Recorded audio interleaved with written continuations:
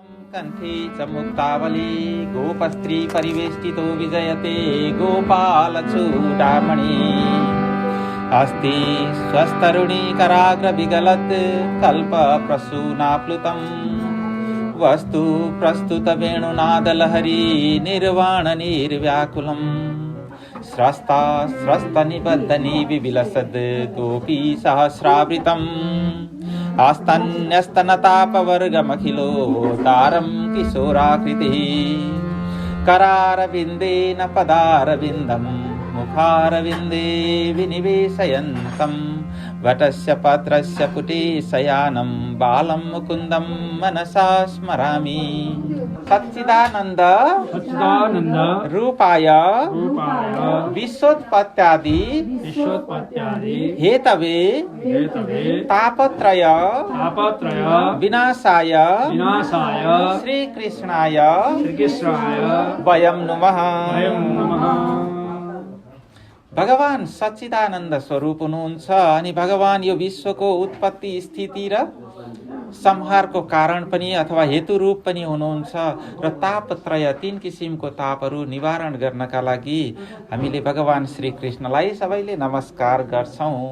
भन्नु श्रीमद्भागवत महापुराण पुरुषोत्तम भगवानको जय, वेदव्यास मुनिको जय, सुखदेव स्वामीको जय, लक्ष्मीनारायण भगवानको जय, देवादिदेव महादेव भगवानको जय, राधा कृष्ण भगवानको जय, सीतारामचंद्र सहित हनुमान भगवानको जय, श्रीमद्भागवत महापुराण पुरुषोत्तम भगवानको जय। सौनकको तेस्रो प्रश्न जुन थियो, परीक्षितको जन्म कर्म र राज्य लक्ष्मी त्याग गरेर प्रायोपवेशमा जानु अथवा अब अनसन व्रत हो है प्रायोपवेश भनेको, केही पनि नखाइकन रहने, सबै कुराहरू त्याग गरेर रहने, त्यस्तो व्रतमा उनी गए। त्यो चाहिँ किन त्यसो गरेर बसे त भनेर प्रश्न सोध्नु भएको छ। अनि जन्म र कर्म त्यसपछि राज्य लक्ष्मीको त्याग गर्ने, यति कुराको प्रश्न तेस्रो सोध्नु भएको छ। अब यसमा प्रवेश गर्नुभन्दा अगाडि हिजो हामीले यो अध्यात्म अथवा ज्ञानको भूमिकाको पहिलो भूमिका के भनेको थिएँ मैले हिजो? शुभेच्छा। हजुरलाई धन्यवाद, हजुरले सम्झिनु भएछ। शुभेच्छा थियो सबैभन्दा पहिलो। हामीले के गर्नुपर्छ त भने जुनसुकै समयमा पनि भगवानलाई स्मरण गरेर अनि त्यसपछि लामो श्वास फेरेर रहने अभ्यास गऱ्यौँ भनेदेखि त्यसबाट पनि शुभेच्छा के हुन्छ त भने रहिराख्छ। अब त्यो दोस्रो अभ्यास भनेको विचारणा हो। त्यसको लागि विचारणाको लागि के त भने हामीले कसैले पनि श्वास फेर्नका लागि सम्झिनु पर्छ पर्दैन हैन? श्वास फेर्न सम्झिन पर्ने भएदेखि के हुन्थ्यो होला है? जनसङ्ख्या धेरै घट्थ्यो होला हैन? किनभने के कुराले बिर्साइराखेको हुन्छ नि। तर हामीले श्वास फेर्न सम्झिनु पर्दैन हैन? यो भगवानले यस्तै बनाइदिनु भएको छ कि आफै श्वास फेरिराखिन्छ, हामीले जति बेला पनि श्वास फेरिराखिन्छ। तर हामीले अब भगवानलाई सम्झिनको लागि अभ्यास अथवा सद्विचार, विचारणा भनेको के त भने विचार त हाम्रो जति बेला पनि चलिराखेको हुन्छ, तर होसपूर्वक हाम्रो विचारलाई केमा लैजाने? शुभ वस्तुमा लैजाने, शुभ विचारमा लैजाने अथवा सद्विचारमा लैजाने। त्यो सद्विचार भनेको के हो त भने भगवत तत्त्वको विचार गर्ने, अब भगवानलाई सम्झिने।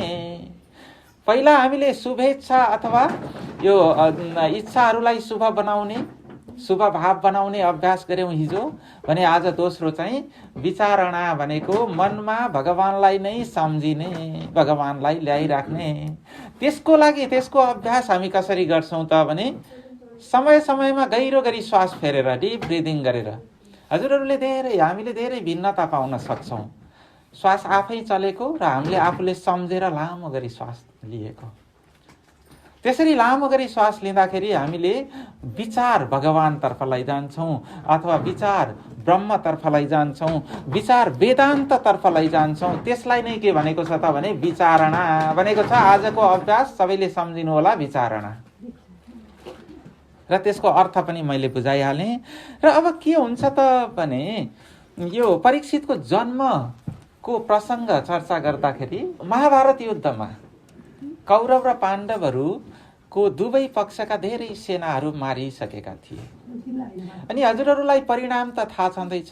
परिणाम त के भयो त भने करिब दोब्बर सैन्य शक्तिका साथ कौरव युद्धमा आएको थिए भने यता पाण्डवको पक्षमा आधा मात्रै थिए। अनि तर युद्ध कसले जिते त भने पाण्डवहरूले जिते। किनभने पाण्डवहरू सत्यको पक्षमा थिए र सत्यको पक्षमा जो हुन्छ त्यसकै पक्षमा भगवान पनि हुनुहुन्छ। अनि भगवान जहाँ हुनुहुन्छ त्यहाँ नै विजय हुन्छ। अब त्यहाँ के भयो त भने जति पनि सैनिकहरू, जति पनि योद्धाहरू पाण्डवको पक्षमा थिए उनीहरूले वीरगति प्राप्त गरे पनि उनीहरूले युद्ध त जिते नि अन्तिममा। उनीहरूको लक्ष्य त पुरा भयो नि, होइन? तर यता कौरवको पक्षमा जति थिए उनीहरू के गरे त भने त्यो अब हार त भयो नै, प्राण पनि गुमाए। त्यस कारणले गर्दा असत्यको जतिसुकै बलियो शक्ति भए पनि असत्यको के हुन्छ त भने पराजय नै हुन्छ। हामीले पनि सत्यतर्फ लाग्नुपर्छ भन्ने यो चाहिँ के हो त भने प्रतीकात्मक एउटा सन्देश हो हाम्रो लागि। र अनि यतातिर दुर्योधन र भीमसेन दुईजना युद्ध गरेको थिए। यो युद्धमा भीमसेनको गदा प्रहारबाट दुर्योधन खुट्टा नै भाँचिएर उनी लडेर बसिराखेको थिए। अनि त्यसरी खुट्टा भाँचिसकेको कारणले गर्दा उनी लडेर बसिराखेको थिए। त्यसपछि अश्वत्थामा आइपुगे त्यहाँ। अब अरू कोही बाँकी थिएनन्। अश्वत्थामा थिए, कृपाचार्य थिए, दुर्योधन नै थिए अहिलेसम्म यतातिर। अनि उतातिर चाहिँ पञ्चपाण्डवहरू अनि पाण्डवका छोराहरू बाँकी थिए। यस्तै केही मात्रै भगवान कृष्ण हुनुहुन्थ्यो। युद्धमा सहभागी भएका धेरै वीरगति प्राप्त गरिसकेको थिए। अनि त्यसपछि अश्वत्थामाले के भने त भने उनी त साथी थिए दुर्योधन त अश्वत्थामाको। तिमीले पहिल्यै मलाई सेनापति बनाएको भएदेखि मैले युद्ध जिताइदिइसक्थेँ तिमीलाई भनेर भने। अब त्यो कुरा गरेर केही फाइदा भएन भनेर दुर्योधनले भनेको थिए। तर उनले के गरे त भने होइन, म तिमीलाई अझै पनि जिताइदिन सक्छु, ल मलाई सेनापति बनाऊ। किनभने तिमी नमर्दासम्म युद्ध सकिँदैन। दुर्योधन जिउँदै थिए नि, होइन? तिमी नमर्दासम्म युद्ध सकिँदैन, म तिमीलाई जिताइदिन्छु भनिसकेपछि दुर्योधनलाई अझै पनि जित्छु कि भन्ने आश जागेछ। त्यसपछि चाहिँ उनले त्यही आफ्नै शरीरमा भएको रगतको टीका लगाएर अश्वत्थामालाई चाहिँ सेनापति बनाइदिए। अनि त्यसरी सेनापति बनाइदिइसकेपछि चाहिँ उनले के गरे त भने अब उनको योजना कस्तो रहेछ भने कुटिल योजना रहेछ, दुष्ट योजना रहेछ। खासमा त्यो राम्रो योजना थिएन। अनि उनी चाहिँ रात्रिमा गए र अश्वत्थामाले रातिमा गएर चाहिँ जहाँ पाण्डवहरू सुत्थे नि त्यहाँ गएर चाहिँ त्यो जुन बस्ने ठाउँ थियो, उनीहरूको सुत्ने ठाउँ थियो, त्यो पाल थियो जुन, त्यो पालभित्र प्रवेश गरे। अनि 5 जना लस्करै सुतेको थिए। 5 जनाको टाउको काटेर लिएर आयो उनले। अनि 5 जनाको टाउको काटेर लिएर आएर चाहिँ दुर्योधनलाई दिए। अनि दुर्योधनलाई दिएर ल मैले सबैजनालाई के गरेँ त भने तिम्रा शत्रु पञ्चपाण्डवलाई मारेर लिएर आएँ, ल मैले यहाँ तिमीलाई दिएँ भनेपछि चाहिँ उनी एकदमै खुसी भए। दुर्योधन अत्यन्त प्रसन्न भए त्यति बेला, किनभने मेरा शत्रु सबै मरे। तर उनलाई विश्वास लागेन फेरि, होइन तिमीले त पाण्डवलाई त्यति सजिलै मारे भनेर भन्छौ, पाण्डवलाई मार्न त्यति सजिलो त छैन भनेर भनिसकेपछि चाहिँ, किनभने भगवानको साथमा छन् उनीहरू, त भगवानले साथ दिनुभएको छ, होइन? अनि त्यसो भनिसकेपछि उनले के गरे त भने ल मैले टाउकै लिएर आएको छु भनेर टाउका अगाडि राखिदिएको थिएँ। यसो छाम्दाखेरि त के भयो त भने त्यो टाउका त उनीहरूको छोराहरूको रहेछ। एकदम साना, अब बच्चै थिए उनीहरू, होइन? त्यो बच्चाहरूको टाउको काटेर ल्याएको रहेछन्। अनि त्यसपछि उनले छामेपछि त त्यो टाउको त थाहा भइहाल्यो, चिनिहाल्यो उनले, होइन? ल तिमीले त गल्ती गरेछौ भने।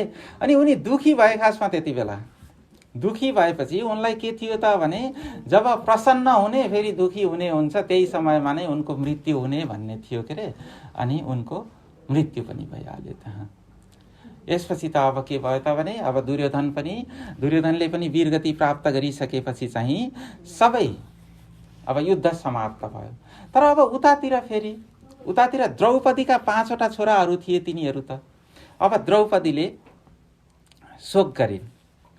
माता शिशूनां निधनं सुतानां निशम्य घोरं परितप्यमाना तदा रुदद् बाष्पकलाकुलाक्षी तां शान्तयन्नाह किरीटमाली। त्यसरी आफ्ना छोराहरूलाई मारिसकेपछि, वध गरिसकेपछि चाहिँ एकदमै धेरै शोक गरिन्। द्रौपदीले शोक गरेपछि द्रौपदीलाई चाहिँ अर्जुनले सम्झाउँछन्, म यस्तो दुष्ट कार्य गर्नेलाई चाहिँ मैले सजाय दिन्छु भनेर अर्जुनले सम्झाउँछन्। अनि अर्जुनले सम्झाएपछि के गर्छन् त भने अश्वत्थामालाई लखेट्दै जान्छन्। अब अनि अश्वत्थामा उनी त अब दुष्ट बुद्धिको भइसकेको थिए। अर्जुनले त्यसरी लखेटेको देखिसकेपछि चाहिँ त उनले ब्रह्मास्त्र नै छाडिदिए। अनि त्यो ब्रह्मास्त्रले सबैतिर त्राही त्राही पार्यो। अनि भगवानले सल्लाह दिनुभयो कि ब्रह्मास्त्रको लागि ब्रह्मास्त्र नै औषधि हुन्छ भनिएको छ। विषस्य विषम औषधम भनेको छ। विषको औषधि विष नै हुन्छ अरे। यो सर्पले टोक्यो भनेदेखि जे औषधि डाक्टरहरूले दिन्छन् त्यो विष नै हो अरे के फेरि, किनभने त्यसलाई के गर्नका लागि, काट्नका लागि। अनि त्यस्तै हामीहरूले अहिले सबैले कोभिडको लगाएको छौँ नि होइन, त्यो कोभिडको भ्याक्सिन पनि के हो त भने कोभिडको भ्याक्सिन कोभिडै रहेछ फेरि होइन। विषस्य विषम औषधम भने जस्तै ब्रह्मास्त्रको औषधि, ब्रह्मास्त्रलाई साम्य पार्नका लागि पनि त्यही ब्रह्मास्त्र नै छाडिदिए। अनि त्यो दुईवटा ब्रह्मास्त्र जुधेर चाहिँ सारा पृथ्वी ध्वस्त हुने जस्तो त्यस्तो अवस्था आएको थियो।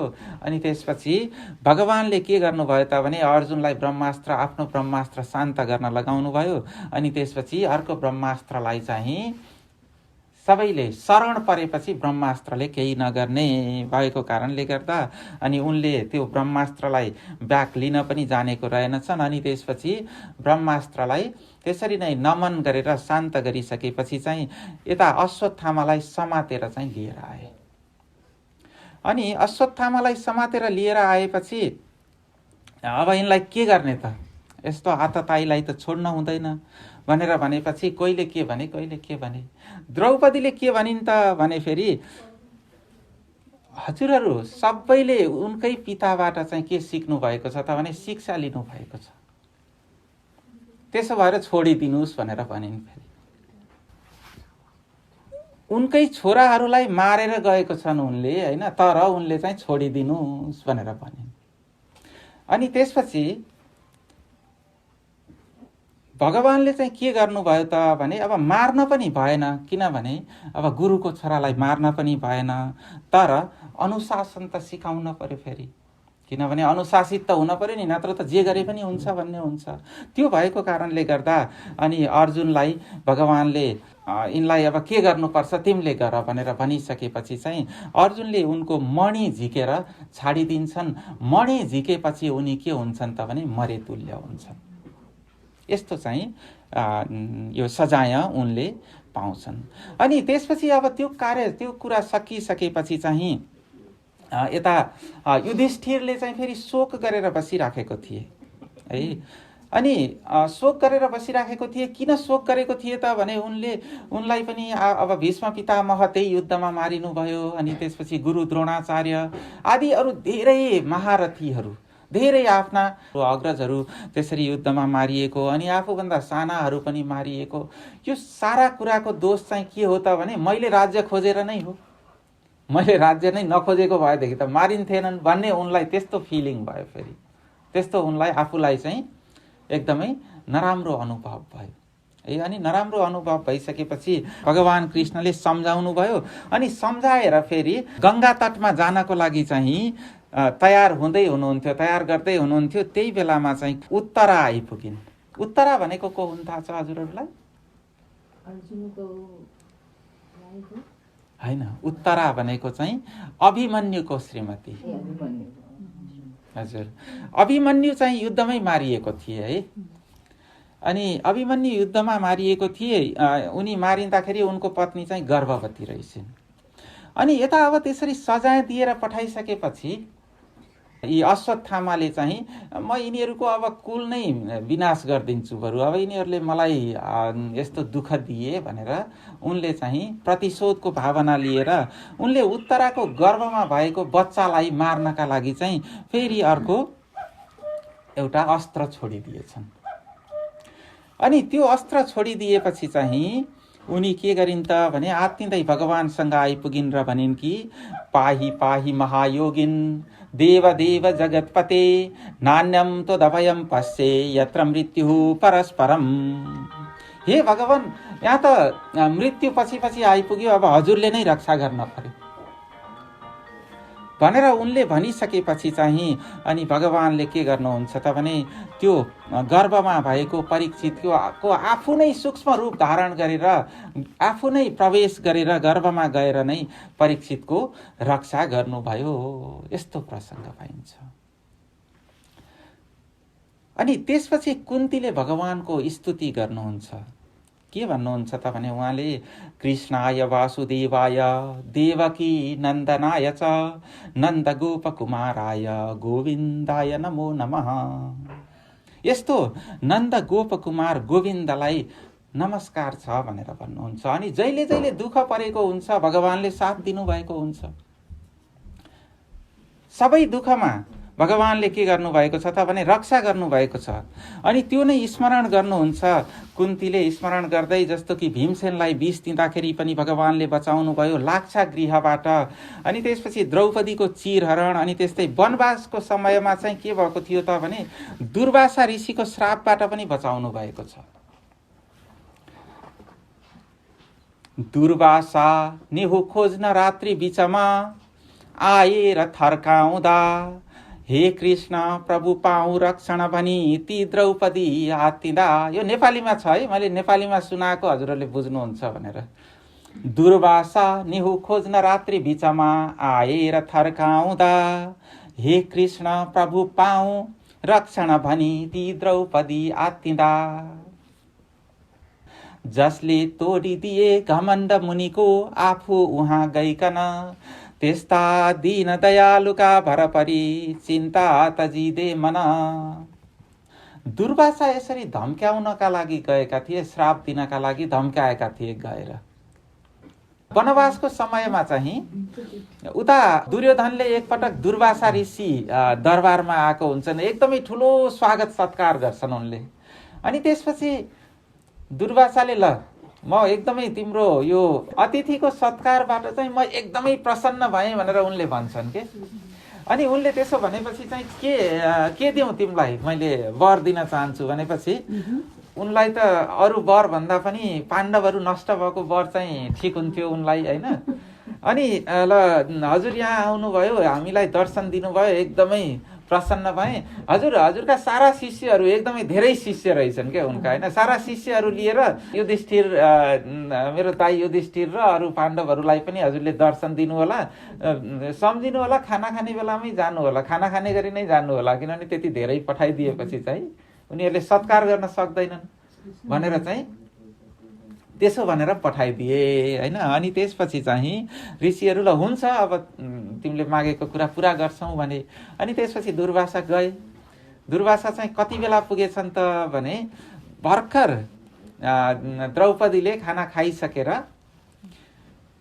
त्यो भाँडा पखालेर राखिसकेपछि त्यति बेला पुगेछन् उनीहरू। अनि उनीहरूलाई चाहिँ एउटा सूर्यले एउटा पात्र दिएको रहेछन्, त्यो भाँडोमा पकाएको चाहिँ कहिल्यै नसकिने, तर द्रौपदीले नखाँदासम्म है। उनले खाइसकेपछि त अब सकियो फेरि, होइन।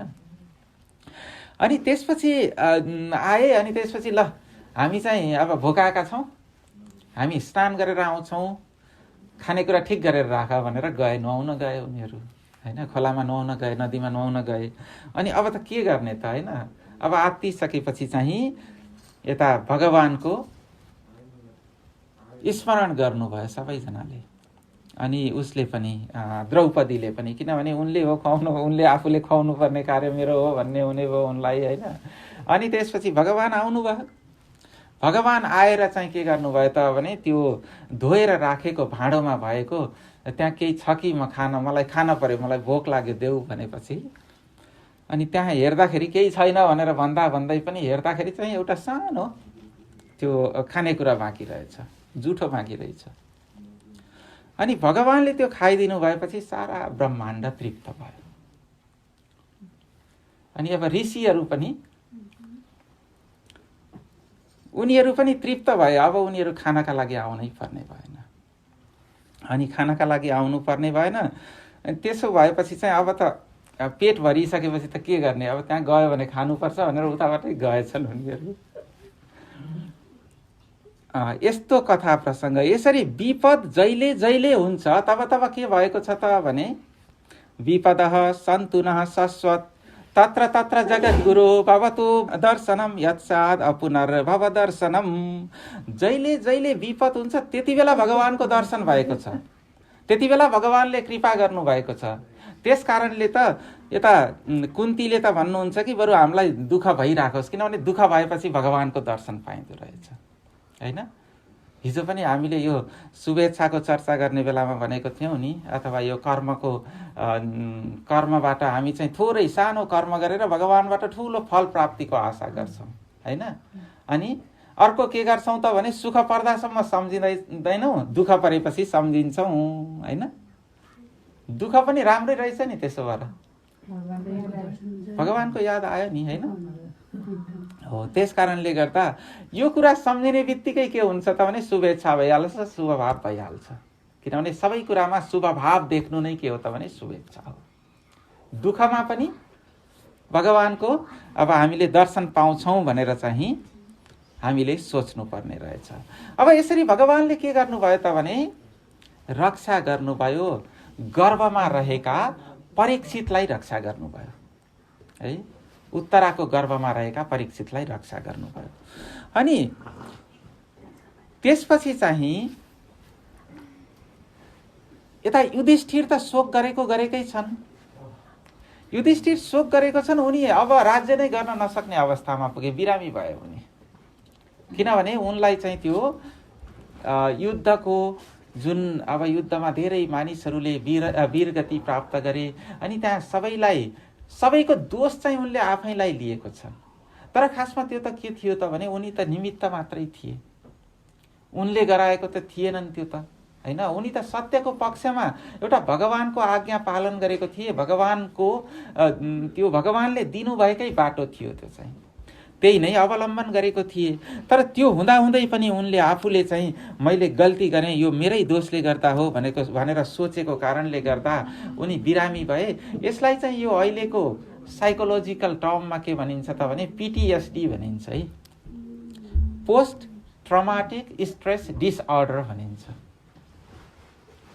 PTSD भनेको कुनै ठुलो यस्तो अब दुःखद कुराहरू पर्यो भनेदेखि चाहिँ त्यो बिर्सनै नसक्ने ट्रमा हुने कि, हैन? अनि त्यसपछि अब भगवान कृष्णले के गर्नुभयो त भने भगवान कृष्णको त उनी दाइ थिए, फेरि युधिष्ठिर दाइ थिए। भगवान कृष्णले भनेर सुन्दै सुनेन, भगवान कृष्णले सम्झाउन कोसिस गर्दा सुन्दै सुनेनन्, हैन?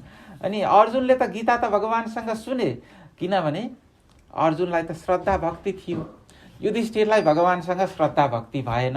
त्यस कारणले गर्दा अब युधिष्ठिरलाई भगवानले के गर्नुभयो त भने सरसैयामा रहेका भीष्मजी भएको ठाउँमा लैजानुभयो। अब किनभने भीष्मजी पनि उत्तरायण कुरेर बसेका थिए वहाँ देहत्याग गर्नका लागि, अनि भीष्मको कल्याण पनि गर्नुपर्ने थियो भगवानलाई। अनि त्यसपछि भगवानले सबैलाई लिएर भीष्मजीलाई दर्शन गराउनका लागि लिएर जानुभयो। अनि भीष्मले चाहिँ राजधर्मको उपदेश दिनुभयो युधिष्ठिरलाई। अनि त्यो राजधर्मको उपदेश प्राप्त गरिसकेपछि तिनै भीष्मको उपदेश त सुन्ने भए नि, फेरि उनले भीष्मको उपदेशबाट चाहिँ उनी अब फेरि सन्चो भएर आएर उनले हस्तिनापुर आएर धर्मपूर्वक शासन चलाए। यो कथा प्रसङ्गसम्म हामीले चर्चा गऱ्यौँ। त्यसपछि अब भगवान कृष्ण चाहिँ त्यसपछि अब त राज्य सुचारू रूपले चल्ने भयो। त्यसपछि भगवान उता द्वारका प्रस्थान गर्नुभयो। अनि द्वारका प्रस्थान गर्नु हुँदाखेरि यता हस्तिनापुरका नरनारीहरूले सबै मानिसहरूले चाहिँ एकदमै भगवान विदा हुने बेलामा अश्रुपूर्ण नेत्रले भगवानको विदा गरेका छन् भनेदेखि उता द्वारकामा फेरि भगवानको राजकीय स्वागत गरेको छन्, एकदमै भव्य स्वागत गरेको छन्, है। अनि भगवानले सबैभन्दा पहिला आफ्ना मातापिताको महलमा गएर देवकी आदि सबै माताहरूको शिरमा चरण राखेर प्रणाम गर्नुभयो। अनि त्यसपछि अरू सबैलाई दर्शन दिनुभयो भन्ने प्रसङ्ग पाइन्छ। अब यसपछि यता हस्तिनापुरमा भगवानले रक्षा गर्नुभएका परीक्षितको जन्म भयो। अब है परीक्षितको जन्म भएपछि र अनि त्यसपछि उनी बिस्तारै बढ्दै गए, उनी ठुलो हुँदै गए र त्यसपछि राजा युधिष्ठिरले चाहिँ अब यता नाति पनि जन्मे होइन, परीक्षित पनि को पनि जन्म भयो। राजा युधिष्ठिरले यो स्वजनको वध भएको हुनाले, धेरै मानिसहरू मरेको हुनाले सबैको कल्याण गर्नको लागि र प्रायश्चित्त गर्नको लागि पनि भनेर अश्वमेध यज्ञ गर्ने विचार गर्नुभयो।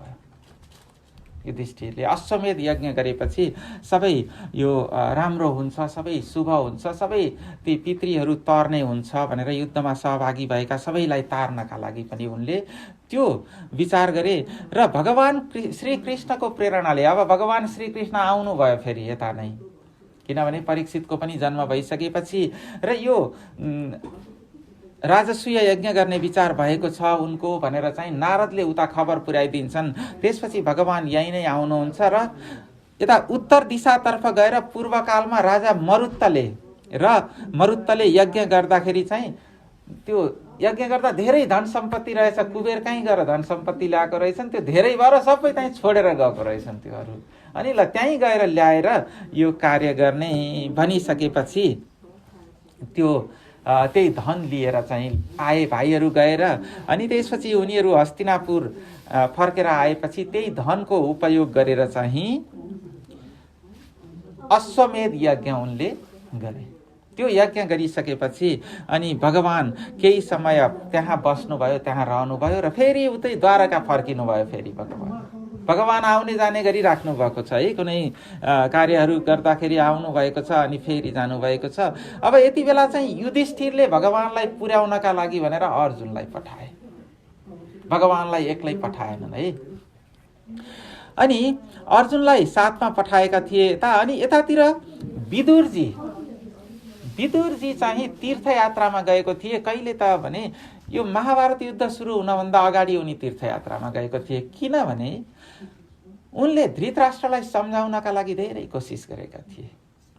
धृतराष्ट्रलाई सम्झाएर यो उनीहरूको राज्य दियो भनेदेखि चाहिँ यो युद्ध चाहिँ जसरी पनि टाल्नुपर्छ, हजुरले भगवान कृष्णले भनेको सुन्नुपर्छ, अनि भाइका छोराहरूलाई पनि उत्तिकै स्नेह दिनुपर्छ भनेर भनेको थिए, सम्झाएको थिए। तर आफ्नो छोराको स्नेहले अथवा एट्याचमेन्टले गर्दा, मोहले गर्दा उनले त्यो कुरा देख्न सकेनन्, सही कुरा देख्न सकेनन्। मोहले त्यस्तो हुने रहेछ है, सही कुरा देख्न नसकिँदो रहेछ मोहले गर्दा।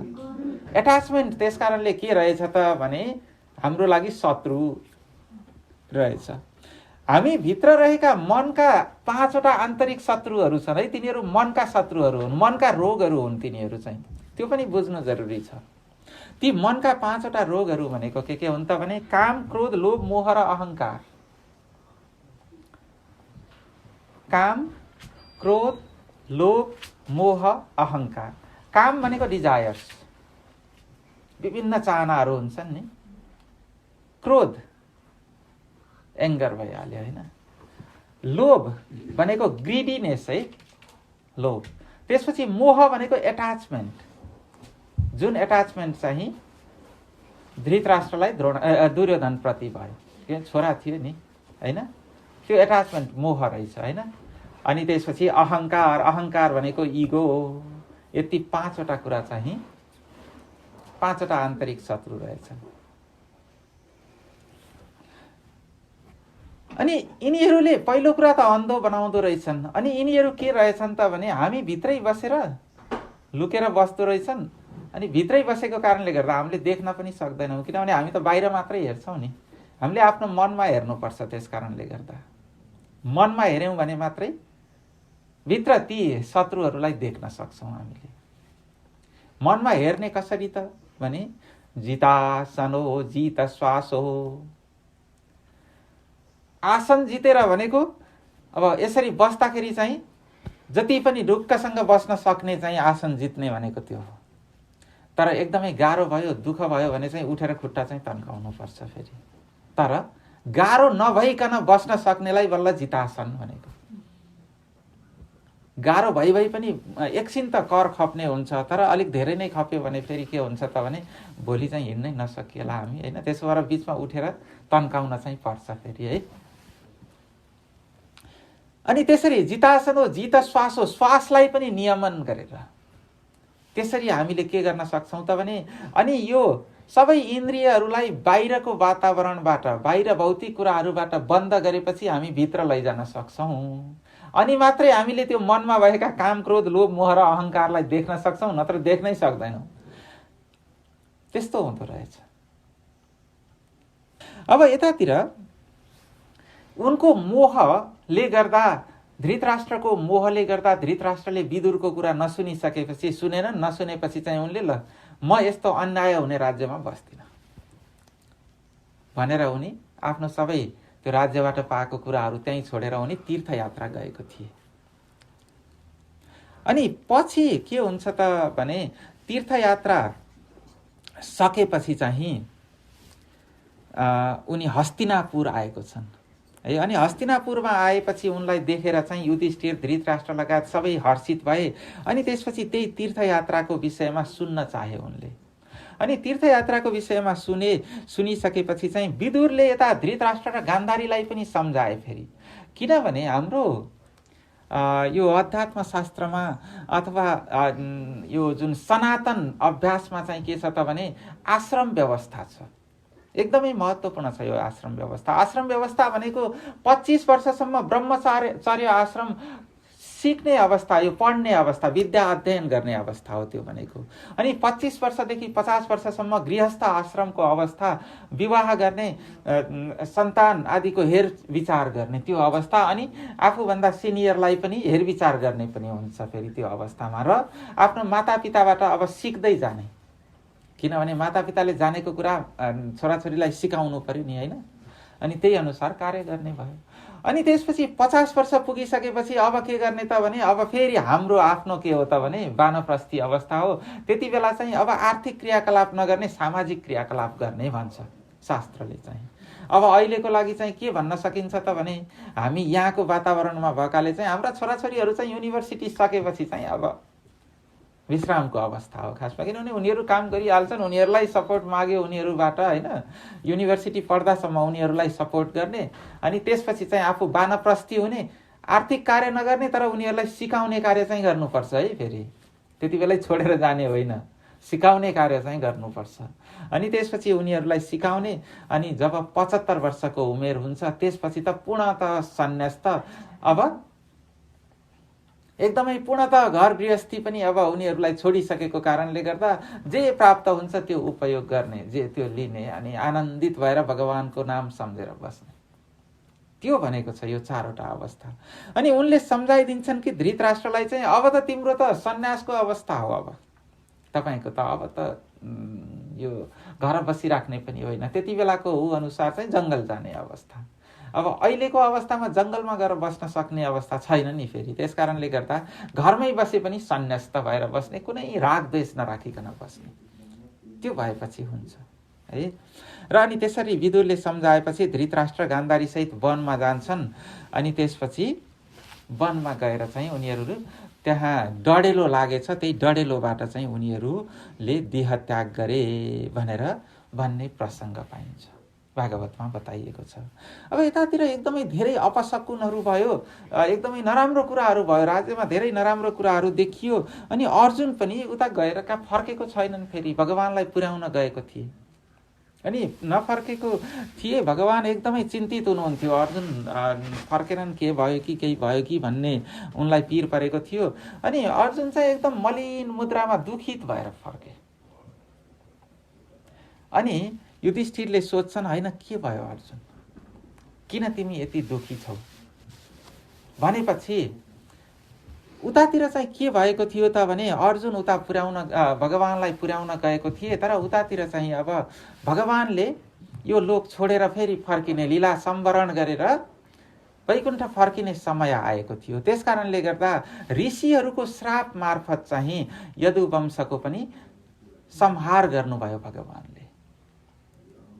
भगवानले सक्नुहुन्थ्यो होला राख्नलाई, तर के थियो त भने सबैलाई मुक्त गरेर सबै आफ्नो आफ्नो धाममा जानुपर्ने थियो नि। फेरि यहाँ आएको त हामी सबै के हो त भने केही समयका लागि मात्रै आएको हौँ हामीहरू, हामी सधैँ यहाँ बस्ने त होइन। त्यस्तै उनीहरूको पनि त्यो सबै त्यो यदुवंशलाई पनि भगवानले संहार गरेर जानुपर्ने थियो। त्यस कारणले गर्दा संहार गरेर चाहिँ भगवान गइसक्नु भएको कुरा अर्जुनबाट सुनिसकेपछि चाहिँ युधिष्ठिरमा वैराग्य आयो अब यसपछि। अनि अब युधिष्ठिर पनि के गरे त भने यता नाति परीक्षितलाई राज्य दिएर अनि पाण्डवहरू पनि द्रौपदी सहित पाण्डवहरू पनि अब स्वर्ग जानका लागि हिँडे। स्वर्ग गएको कथा प्रसङ्गहरू हजुरहरूले सुन्नुभएको पनि छ होला। अरू सबै बाटोमा लडेको छन्, तर युधिष्ठिर चाहिँ के भएको छन् त भने सशरीर स्वर्ग पुगेको भन्ने कथा प्रसङ्ग पाइन्छ। किनभने उनी त साक्षात् धर्मको अवतार नै थिए, त्यसै कारणले गर्दा उनी चाहिँ त्यसरी पुगे। अनि यता उनी जानुभन्दा अगाडि राजधर्म सिकाएर गएको छन् परीक्षितलाई युधिष्ठिरले। त्यो राजधर्ममा उनले के भनेको छन् त भने जस्तो कि अब अतिथि सेवाको कुराहरू भयो, अनि शरणमा आइसकेपछि शत्रुलाई पनि माफ गरिदिने भन्ने कुराहरू पनि सिकाएको छन्। किनभने शरणमा नआउनेलाई मात्रै दण्ड दिने रहेछ, शरणमै आइसकेपछि चाहिँ माफ गरिदिनु पर्ने रहेछ। अनि त्यस्तै आफ्नो आँखा अगाडि चाहिँ पाप भएको पनि नहेर्ने, प्रतिकार गर्नुपर्ने भन्ने रहेछ। त्यस्तो राजधर्महरू रहेछ। र अब यसपछि राज्य प्रारम्भ गरेपछि, राज्य लिइसकेपछि चाहिँ परीक्षितले दिग्विजय गरे। सारा दिग्विजय भनेको सबै दिशातर्फ उनले चाहिँ के गरेको छन् त भने यो विजय गरेको छन्, सबै दिशातर्फ विजय गरेको छन्। अनि त्यसपछि परीक्षितको राज्यमा एकदमै धर्मपूर्वक राज्य गरेको कारणले गर्दा यो ऊ आउनलाई पनि, कलियुग आउनका लागि पनि कुरेर बसेको छ, सिमानामा कुरेर बसेको। समय नपाउँदासम्म चाहिँ कलियुगले पनि कुरेर बसेको प्रसङ्ग छ। अनि के हुन्छ त भने अब यो कलिकाल नजिक आएको कारणले गर्दा जसरी यता युधिष्ठिरको समयमा अपशकुनहरू देखिएको थिए, त्यस्तै धर्म र पृथ्वीको संवाद पनि यहाँ बताइएको छ। धर्म र पृथ्वीले संवाद गर्छन्। अलिक दुखित भएको छन् उनीहरू, किनभने अधर्म बढ्न थालेकोले गर्दा। कलियुगको प्रभाव चाहिँ कलियुग राज्यमै नआइपुगे पनि बाहिर बाहिर देखिएको कारणले गर्दा उनीहरू एकदमै चिन्तित छन्। अनि त्यसपछि त्यो कलीलाई यता परीक्षितले देखिसकेपछि चाहिँ कलीलाई चाहिँ नियन्त्रणमा लिएर उनले दमन गरे। म त मारिदिन्छु नै भनेको थिए परीक्षितले, तर कलियुगले चाहिँ कलीले के गरे त भने प्रार्थना गरे, मलाई नमार्नुहोस्, मलाई छोडिदिनुहोस्, बरु म सबै ठाउँमा दुःख दिन्न, मलाई केही ठाउँ दिनुहोस्, बस्ने ठाउँ दिनुहोस्, म त्यहीँ नै बस्छु, म बाहिर जान्न है भनेर भने है उनले। अनि त्यसपछि त्यो भनिसकेपछि चाहिँ 4वटा ठाउँमा बस्नको लागि परीक्षितले कलियुगलाई दिए। त्यो 4वटा ठाउँ के थियो त भने पहिलो चाहिँ त झुट भनेर भनिन्छ, अथवा जहाँ द्युत, जहाँ जुवा खेलिन्छ नि त्यहाँ गएर बस्ने भनेर। किनभने जुवा खेल्ने ठाउँमा कोही पनि साँचो बोल्दैन, त्यहाँ नै झुटोको घर भनेको त्यही नै हो, जुवा खेल्ने ठाउँ होइन। अनि त्यसपछि अर्को चाहिँ यो लागु पदार्थ सेवन गर्ने के, लागु पदार्थ सेवन गरिसकेपछि पनि त्यहाँ त्यो ठाउँमा पनि गएर कली बस्ने भयो। अनि त्यसपछि अर्को काम भनेको आसक्ति, डिजायर्स होइन। यो अनगिन्ती डिजायर्सहरू छ भनेदेखि त्यो पुरा गर्नका लागि पनि अथवा त्यो ठाउँमा पनि कली आएर बस्ने भयो। किनभने त्यो पुरा गर्नका लागि नराम्रो काम पनि गर्ने भयो नि मान्छेले होइन, आसक्तिले गर्दा। जस्तो धृतराष्ट्रले गरेको थिए त्यस्तै हुने भयो, आसक्ति, कामना, डिजायर्स है। अनि त्यसपछि हिंसा अथवा निर्दयता, कसैको हिंसा हुन्छ भने त्यो ठाउँमा पनि कली नै हुने भयो कि। र अनि त्यसपछि अर्को यो त्यति ठाउँ चाहिँ यता परीक्षितले दिएको थिए उसलाई, तर उसले के भन्यो त भने यो सबै नराम्रो ठाउँ मात्रै भयो, एउटा चाहिँ अलिकति राम्रो ठाउँ पनि पाए हुन्थ्यो भनेर भनेपछि केमा त भने रजोगुणमा गएर बस्ने। रजोगुण भनेको के त भने यो के अरे सुन अथवा धन सम्पत्तिलाई रजोगुण भनेको छ। हामी धन सम्पत्तिको एकदम धेरै चाहना गर्छौँ भने हामी रजोगुणी छौँ है। 3वटा गुण हुन्छ नि होइन, हजुरहरूले सुनिसक्नुभयो 3वटा गुण, सत्वगुण, रजोगुण र तमोगुण। सत्वगुणले हामी सत्वगुण युक्त भयौँ भनेदेखि शान्त हुन्छ मन, भगवानको नाम स्मरण गरेर बस्न सक्छौँ। गुणले कन्ट्रोल गर्ने रहेछ हामीलाई।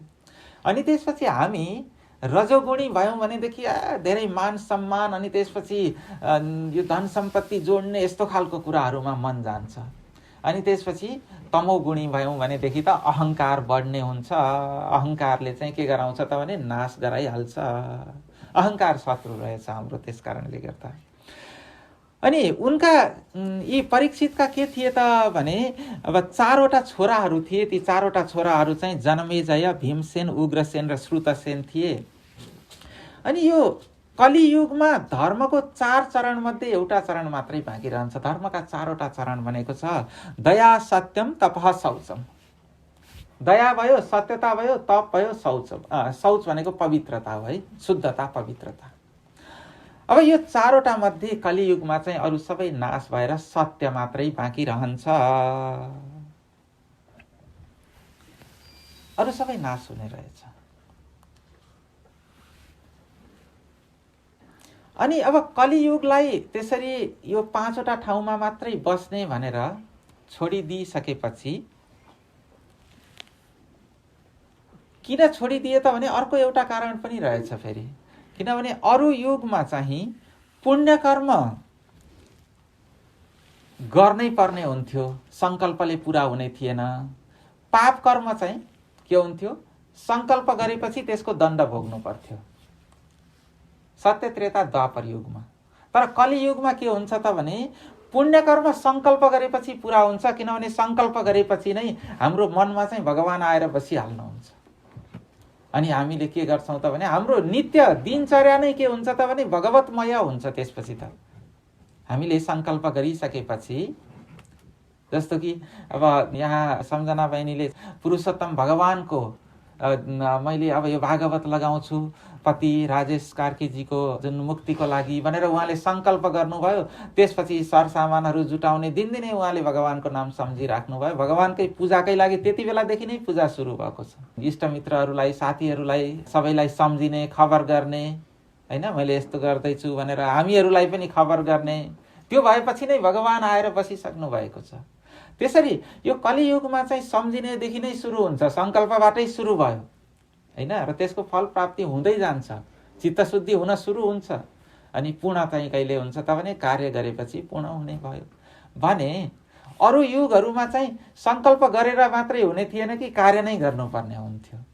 भने अब नराम्रो कर्मको लागि चाहिँ कलियुगमा के हुन्छ त भने संकल्प मात्रै गरेको नराम्रो कर्म यस्तो गर्छु भनेर मनमा विचारेको छ भनेदेखि त्यसले दोष हुँदैन भनेको छ है।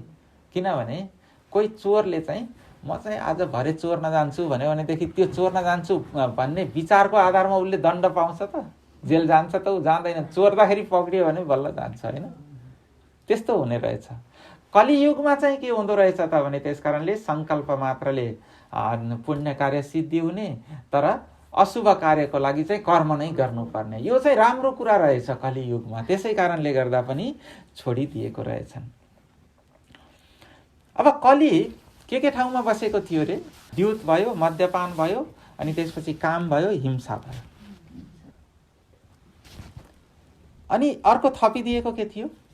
हामी सबैलाई मनपर्ने कुरा सुनमा। त्यो सुन चाहिँ कस्तो त भने फेरि असत्य तरिकाले आर्जन गरेको सुन त्यसमा हो। फेरि र बुझ्नु होला, फेरि लगेर फाल्नु होला। असत्य तरिकाले आर्जन गर्न चाहिँ भएन। असत्य तरिकाले आर्जन गरेको सुनमा चाहिँ कली आएर बस्ने रहेछ। अब यतातिर के हुन्छ त भने परीक्षित राजाको प्रसङ्ग छ है। परीक्षित राजा चाहिँ हजुर, परीक्षित राजा के गर्दै थिए त भने एक दिन शिकार खेल्नका लागि गएको थिए। शिकार खेल्न जाने बेलामा चाहिँ एकदमै थाके। अब मृगको पछि पछि गएको थिए। थाकेपछि चाहिँ एउटा आश्रम थियो, त्यही आश्रममा गए। त्यहाँ गएर एकछिन विश्राम गर्छु। आश्रममा गएपछि केही पानी पिउन गर्न पाइएला, सत्कार गर्लान् राजा गइसकेपछि भनेर गएको थिए। त्यहाँ चाहिँ राजा समीक ऋषि चाहिँ, राजा पुग्दाखेरि समीक ऋषि ध्यानमग्न रहेछन्। अनि यस्तो ध्यानमग्न कि उनका सारा इन्द्रियहरू चाहिँ बाहिर बहिर्मुख थिएनन् कि अन्तर्मुख थिए। बाहिरको केही कुरा थाहै पाएनन् उनले। हामीले पनि कुनै अर्को कुरामा ध्यान दिएको छौँ भनेदेखि अरूले बोलाएको कुरा सुन्दैनौँ नि हैन, त्यो बाहिरकै कुरा भए पनि के। तर उनको त कानले पनि भित्रकै अन्तर्नाद सुन्ने थियो हैन, भगवतको नाद सुन्ने थियो। अनि त्यसपछि आँखाले भित्रै हेरेको थियो, बाहिर केही उनलाई बाहिरको कुराको केही थाहै पाएन। राजाले ल पानी पिउन पाइन्छ कि भनेर भनेको थिए, को हुनुहुन्छ भनेर भने, तर उनले सुनेनन्। अनि राजालाई त्यति बेला के भयो त भने अहङ्कार आयो कि कली आएछ के त्यहाँ। होइन। अनि त्यसपछि चाहिँ अहङ्कार आइसकेपछि त्यहाँ एउटा मरेको सर्प रहेछ, त्यो मरेको सर्प उठाएर चाहिँ ऋषिको घाँटीमा बेरिदिए अनि उनी गए, त्यहाँबाट दरबार गए अब है। अनि त्यसपछि दरबार गएर उनी दरबार गएर के गरे त भने दरबार गइसकेपछि त त्यो मुकुट लगाएको थिए, त्यो मुकुट चाहिँ खोलेर राखेको थिए। खोलेर राख्ने बित्तिकै उनलाई के भयो त भने मैले त गल्ती गरेँ भन्ने कुराको भान भयो। त्यति बेलासम्म भान भएको छैन। त्यो मुकुट के रहेछ त भने त्यो मुकुट सुनको मुकुट थियो नि, होइन। अनि त्यो कहाँबाट आएको रहेछ त त्यसो भने, किनभने सबै सुनमा त बस्दैन भनेर भनिहालियो, होइन। त्यो मुकुट चाहिँ सुनको मुकुट कहाँबाट आएको रहेछ र कसरी त्यो असत्य तरिकाले अन्याय तरिकाले त्यहाँ अन्यायपूर्वक आएको रहेछ त भने यता उसले भीमसेनले जरासन्धलाई वध गरेको थिए नि, 28 दिनसम्म युद्ध गरेको छन्, निकै धेरै गाह्रो गरी मारेको छन्, उनको धेरै परिश्रम परेको छ के। अनि उनलाई निकै धेरै रिस उठिराखेको रहेछ। जरासन्ध मरिसकेपछि त्यो जरासन्धको मुकुट चाहिँ उनलाई यो चाहिँ त म लैजान्छु, मैले यसलाई धेरै दुःख गरेर जितेको हुँ भनेर लिएर आएछन्। किनभने बा मरिसकेपछि बाको सम्पत्ति छोराको हुन्छ नि, होइन। तर छोरालाई दिएनन्, लिएर आएछन्।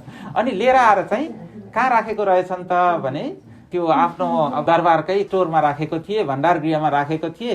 अनि त्यस दिन बिहान परीक्षितलाई के लागेछ त भने मेरो भण्डार गृहमा चाहिँ मेरा अब पिताहरूले चाहिँ के राखिदिएको छन् त नि भनेर हेर्न जान मन लागेछ के।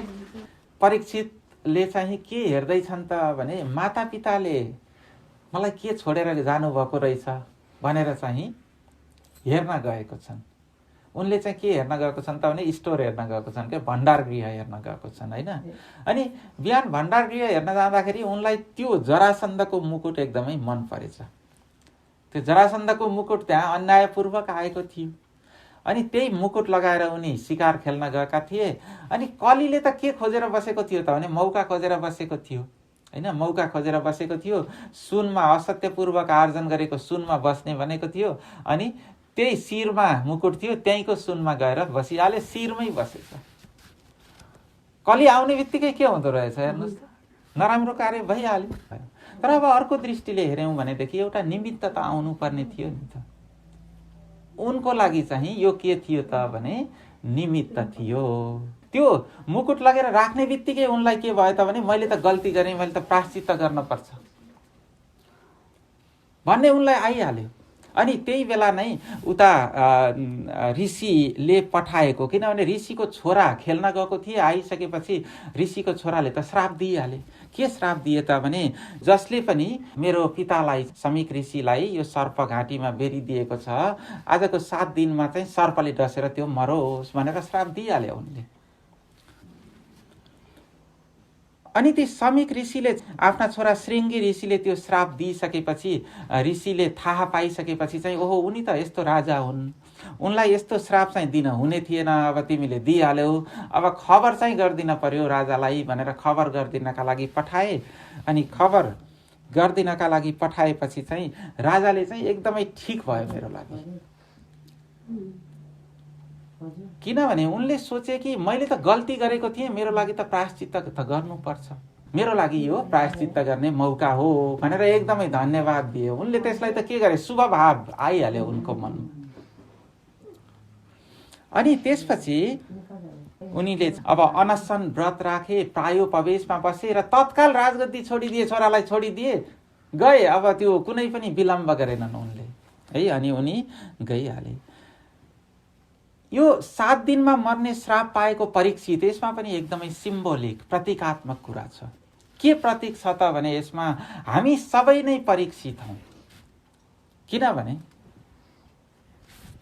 आइतबारदेखि शनिबारसम्म कति दिन हुन्छन्? 7 दिन हुन्छन्, होइन। त्यही 7 दिनभित्रमै हामी सबै मर्ने हो नि, होइन। किनभने 8औं दिन त छँदै छैन नि, होइन। 7 दिनभित्र नै हामीहरूले पनि मरेर जाने हुँदा हामी सबै नै परीक्षित हौँ। तर हामीले के भन्ठान्छौँ त भने यो मर्ने त अरू हो, अरू मरेको देखिन्छ, अरू मर्ने हो, म चाहिँ मर्दिनँ भनेर भनिठान्छौँ, होइन। यता युधिष्ठिरलाई यक्षले त्यही प्रश्न सोधेको थियो, यो संसारको आश्चर्य के हो भनेर सोद्धाखेरि यक्षले सोद्धाखेरि युधिष्ठिरले त्यही प्रश्न दिएको थियो कि मानिसले के सोध्छ त भने म चाहिँ अमर छु, अरू चाहिँ अब अरू मरेको देख्दाखेरि अरू मरे पनि म चाहिँ बाँच्छु सधैँ भन्ने सोध्छ भनेर चाहिँ उनले भनेको थिए। अब त्यसपछि उनी के गरे त भने गङ्गाजीको दक्षिणपट्टिको तटमा आएर उनी बसे। अब राजा नदी किनारमा गएर बसे। अब खाना पनि छोडिदिए, सबै कुरा छोडिदिए। अब मेरो मुक्ति कसरी हुन्छ त भनेर उनी त्यहाँ गएर बसे। अनि त्यो थाहा पाइसकेपछि धेरै ऋषि मुनिहरू आए अनि ऋषि मुनिहरूसँग सुकदेवजी पनि आइपुगे।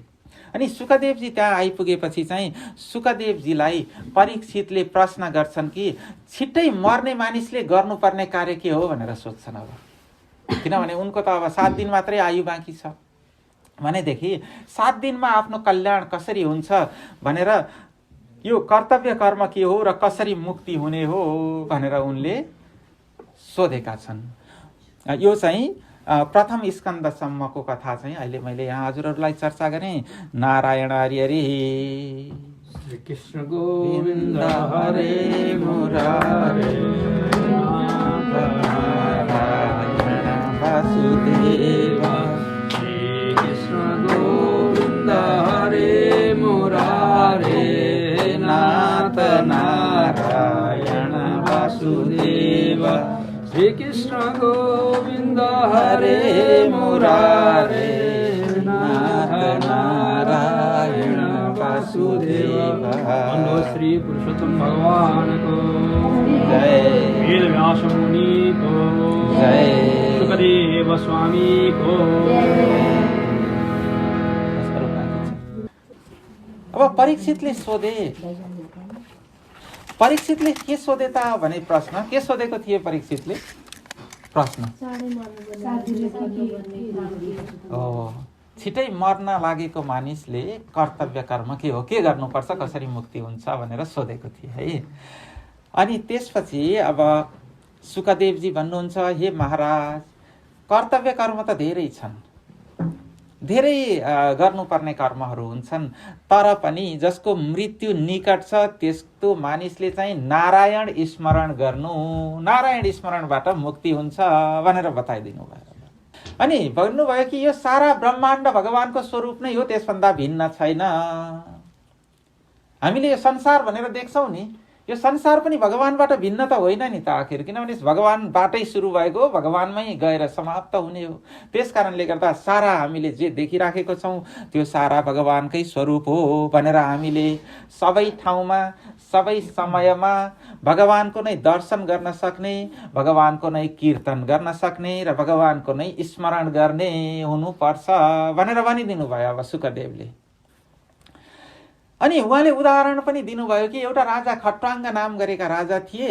खट्वाङ्ग राजा नाम गरेका राजा चाहिँ समय समयमा देवताहरूले सहयोग चाहियो भने स्वर्गमा पनि बोलाउँथे, किन राजाको त काम नै के हो त भने दुष्टलाई संहार गर्ने हो नि, अनि सज्जनको रक्षा गर्ने हो राजाको काम नै। त्यसो भएर उनीहरू त युद्ध गर्नका लागि त जानै पर्छ, उनीहरू युद्धमा रत हुन्छन् उनीहरू। अनि त्यस्तो थिए, उनको समय धेरै त्यस्तै यो असत्यको विरुद्ध युद्ध लड्नमा समय व्यतीत हुन्थ्यो। अनि यता उनका गुरु थिए वशिष्ठ। वशिष्ठलाई याद भयो कि अब उनको आयु धेरै बाँकी छैन, 2 घडी मात्रै बाँकी छ। 2 घडी भनेको कति हो भने 48 मिनट, 1 घडीमा 24 मिनट हुन्छ है। अब 48 मिनट मात्रै शिष्यको राजाको आयु बाँकी छ भनेपछि अब राजालाई त थाहा दिन पर्यो, किनभने गुरुले त थाहा दिन पर्यो नि केले हित हुने कुरा हो भन्ने कुरा त थाहा दिन पर्यो। अनि त्यसपछि उनी गएर जानकारी गराइदिए वशिष्ठले। अनि वशिष्ठले जानकारी गराइदिएपछि चाहिँ अब उनले के गरे त भने जसको हजुर जस्तो गुरु छ उसलाई त 2 मिनट भए पुग्छ, के 2 घडी त धेरै हो, 2 मिनटमा मुक्ति भइहाल्छु म त भनेर उनले भने। अनि तत्काल के गरे त भने अब युद्ध अर्कोलाई जिम्मा लगाए। अनि त्यसपछि उनी यसरी नै पलेटी कसेर समाधिस्थ भयो। उनी भगवानको नाम स्मरण गरे, समाधिस्थ भए। 2 घडीमा नै उनले मुक्ति प्राप्त गरे। यस्तो प्रसङ्ग पनि सुनाइदिए उनले। शुकदेवले कसलाई सुनाइदिए त भने परीक्षितलाई सुनाइदिए। अनि राजन तपाईसँग त धेरै दिन छ नि, 7 दिन छ तपाईसँग त, तपाईले त भगवानको लीला श्रवण गरेर एकदमै मुक्त हुनुहुन्छ भनेर अनि त्यसपछि अरू भगवानको कथा सुनाउन लागे। अब किनभने 7 दिनको कथा यो भागवत पुरै सुनाएको छन् उनले। त्यही कथा नै हामीले यहाँ चर्चा गर्दैछौँ है। र भगवानको सूक्ष्म रूप कस्तो र स्थूल रूप कस्तो भनेर बताइदिनु भयो। अब त्यसपछि शुकदेवजीले स्थूल रूपमा जुन हामीले यो शरीरलाई पाञ्चभौतिक देह भन्छौँ, यो सारा सृष्टि सारा ब्रह्माण्ड नै त्यही पाञ्चभौतिक मात्रै हो, त्यसभन्दा बाहेक केही छैन। हुन त अहिलेको विज्ञानले चाहिँ इलिमेन्टहरू बढी भनेर देखाएको छ, तर त्यो डिफरेन्ट वे मात्रै हो कि त्यति 5वटामा सबै कुराहरू आउने हुन्छ। त्यही पाञ्चभौतिक यो जुन संसार छ, जुन सृष्टि छ, त्यो नै भगवानको स्थूल रूप हो भनेदेखि, किनभने त्यसबाटै हामीले मूर्तिहरू बनाउँछौँ नि। भगवानको स्थूल रूप भनेको त्यही नै हो। र यो सूक्ष्म रूप भनेको के हो त भने सूक्ष्म रूपको धारणा गर्नका लागि त हामीले यो मनलाई बाहिरबाट नियन्त्रण गरेर भित्र लैजानुपर्ने हुन्छ। त्यसपछि हामीले सूक्ष्म रूपको दर्शन गर्न सक्छौँ। सूक्ष्म रूपमा भगवान अन्तर्हृदयमा नै हुनुहुन्छ। र त्यसपछि अर्को क्रम मुक्ति र सद्यो मुक्तिको पनि वर्णन गरिदिनु भयो। क्रम मुक्ति भनेको के त भने कर्माणि चित्त शुद्ध्यर्थम ऐकाग्र्यार्थम उपासना मुक्त्यर्थम स्वात्म विज्ञानम।